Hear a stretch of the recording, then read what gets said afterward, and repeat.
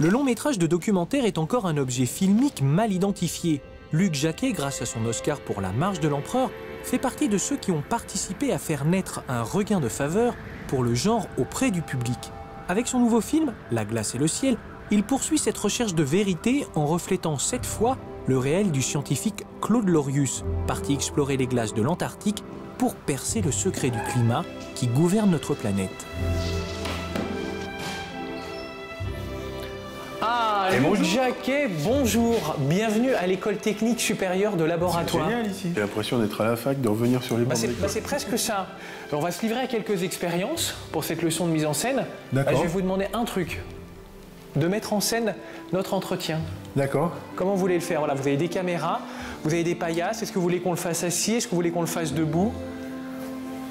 Comme ça, brûle pour point, il n'y a rien qui bouge, il n'y a pas un truc qui bobote, il n'y a rien du tout. Non. Mais non, mettons-nous là, peut-être, devant cette magnifique comment ça s'appelle? Centrifugeuse, voilà, c'est ça le terme. Vous là, bah ouais, voilà. il y a un tabouret, c'est peut-être pas non plus. Puis il y a de la lumière aussi, c'est pas mal, c'est convivial. Quelle valeur de cadre vous voulez sur cette caméra-là? Vous voulez qu'on voit un peu le décor? Vous voulez un plan poitrine? Moi, je pense que ça va être un entretien, donc vous en amorce. Oui. Sur moi, celle-là pareil, puis après on va refaire une avec un peu plus de l'air, parce que le labo est vraiment sympa. Luc Jacquet, vous êtes écologue de formation. L'écologie, c'est la science qui étudie les êtres vivants dans leur milieu. Quelles sont les qualités qui réunissent un scientifique et un cinéaste? Moi, je trouve que la science est une formidable école du regard. La première chose qu'on fait quand vous arrivez à la fac, c'est les gens vous demandent de dessiner les choses, parce que dessiner, c'est comprendre. Et j'ai vraiment le sentiment que moi, la science m'a vraiment appris cette capacité de voir, d'une part, et d'autre part, d'analyser. C'est la relation entre les êtres vivants et leur milieu. C'est toujours essayer de se soulever pour voir qu'est-ce qui peut fonctionner, qu'est-ce qui ne fonctionne pas, qu'est-ce que j'ai pas vu. Et le cinéma, c'est un peu ça. C'est arriver aussi, à travers quelque chose de fouillis, de complexe, d'arriver à tirer une histoire singulière. Et je trouve que c'est vraiment intéressant. L'universel, le singulier, je crois que tout est dit. Je m'appelle Claude Lorius et j'aurai 23 ans pour toujours. Les expéditions polaires françaises recherchent un jeune étudiant pour une mission scientifique de plus d'1 an en Antarctique. Une excellente forme physique est exigée et de préférence un certain goût pour l'aventure. On ne voit pas arriver l'Antarctique. On bute contre lui. Le cinéma et la science ne sont pas si éloignés que ça.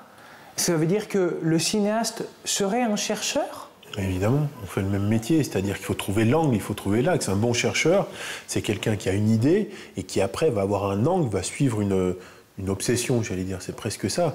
Et il va essayer de mettre en œuvre quelque chose pour soulever ces données et en tirer un résultat. C'est exactement le procédé. C'est écrire un scénario. Et c'est pour ça que je pense qu'il y a une ressource là-dedans qui est incroyable pour le cinéma, justement. Ça voudrait dire que la mise en scène est une expérience permanente. En ce qui me concerne, je ne prétends pas faire des leçons de mise en scène, mais pour ce qui me concerne, oui, c'est une expérience permanente. Et ce qui est d'autant plus intéressant, c'est de s'adapter en plus au sujet. C'est-à-dire que vous avez votre expérience propre, mais vous faites varier cette expérience en fonction des conditions du milieu. Les scientifiques adorent ce terme, en fonction des conditions du milieu. Et du coup, chaque situation va vous amener à vous décaler de votre trajet habituel pour trouver quelque chose d'autre. Mais ça, c'est génial. En 1984, nous mettons sur pied une mission extraordinaire. Nous recueillons des fragments de temps, mètre après mètre. L'analyse des cristaux nous prouve que nous avons pénétré dans les glaces de l'ère glaciaire. Ces travaux me vaudront les honneurs internationaux et mes blessures les plus profondes. Les prévisions catastrophiques sur le réchauffement de l'atmosphère ne sont peut-être pas ce qu'on nous a dit que c'était. Mais vous êtes justement de ces hommes qui raisonnent sur le court terme. Le documentaire, comme le cinéma, est le reflet d'une société, est le reflet d'un temps, est le reflet d'une préoccupation, d'une manière de voir. J'ai du mal à faire la distinction entre documentaire et film. Pour moi, la fiction, c'est la puissance de la narration, c'est la puissance de l'évocation. Le documentaire, c'est l'efficacité du réel. Et j'aime bien mélanger les deux. Vous n'avez pas de formation technique au métier de l'image. Vous n'avez pas appris à cadrer, vous n'avez pas appris à éclairer. Qu'est-ce qui a été le plus compliqué à acquérir quand vous êtes lancé dans cette carrière de cinéaste? J'ai eu une formation, mais très très proche du terrain. C'est-à-dire quand je suis parti en Antarctique, j'étais tout seul pour opérer une caméra 35 mm. Donc il a quand même fallu que j'apprenne à charger une caméra, à faire un diaph, etc. Donc ça c'est quelque chose de singulier, mais c'est vrai que moi j'ai un rapport qui est purement intuitif au cinéma. Je sais quand ça marche et je sais quand ça marche pas. Et tout mon travail finalement a été de trouver les mots pour expliquer quand ça marchait pas, pour parvenir à ce que ça fonctionne. Et oui, moi je crois que ça sert à ça le cinéma, ça sert à appréhender des choses qu'on n'avait pas vues tout seul. Je vais vous prendre un exemple complètement différent. Quand vous lisez Baudelaire la première fois, vous dites « Ah oui, ça je le sentais, mais lui il l'a dit ». Mais je pense que le cinéma c'est la même démarche.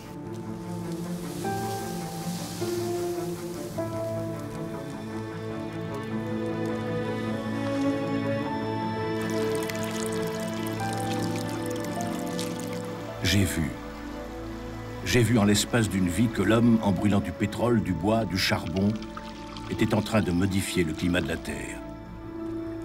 J'ai remonté le fil des millénaires pour vérifier que ce que j'avais découvert n'était pas un caprice de la nature. Moi, je sentais que c'était un film où il me fallait quelque chose qui soit immense, y compris dans la manière de le tourner. Alors justement, cette manière, quand on regarde ce plan-là, vous l'avez tourné comment ? Ben effectivement, il y a un travelling, il y a une grue, on est 40, on est sur un glacier au milieu du Valais, on est avec Claude qui a 80 ans, il faut sécuriser tout le monde parce qu'on est au milieu des crevasses. Donc oui, ça c'est une équipe, je vous dis, c'est un plateau de fiction. Les images aériennes qu'on voit du glacier en particulier sont tournées avec une webcam.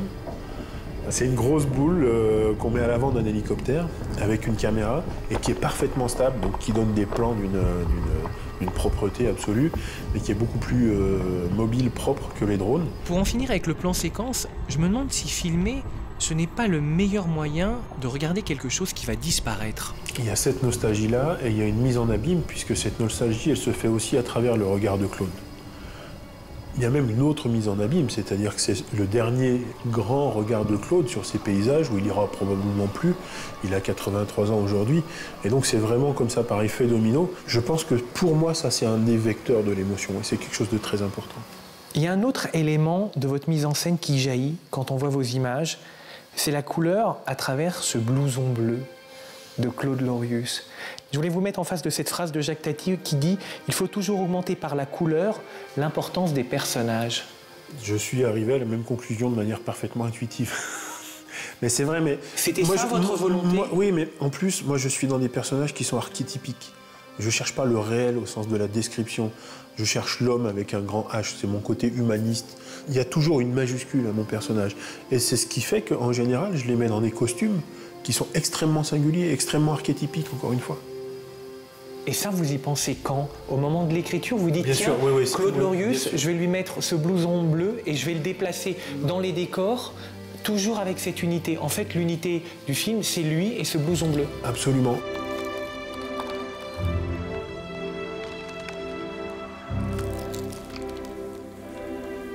Le supplément d'âme, c'est-à-dire vraiment ce que j'avais envie de raconter, c'est vraiment le son qui m'a permis d'amener ça, que ça soit tout le sound design ou le montage son, mais également la musique. Et c'est vrai que, qu'est-ce que j'ai demandé à Cyril? Je lui ai demandé l'ampleur, je lui ai demandé l'épopée, je lui ai demandé le froid, tout ce que l'image, dans ce qu'elle me ramenait, n'avait pas forcément. Ça, c'est vraiment quelque chose qui est extrêmement important pour moi. Le travail du son dans un film est aussi important que le montage, image, et presque que le tournage. Mais le travail avec le musicien, ça a été un vrai moment de bonheur sur ce film.